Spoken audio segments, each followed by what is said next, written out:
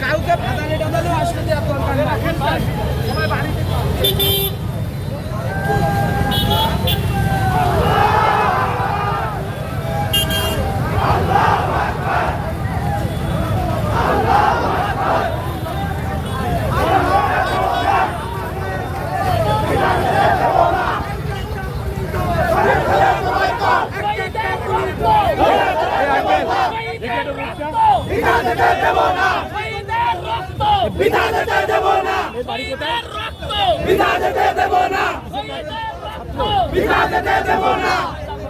আমার ভাই বললো কেন?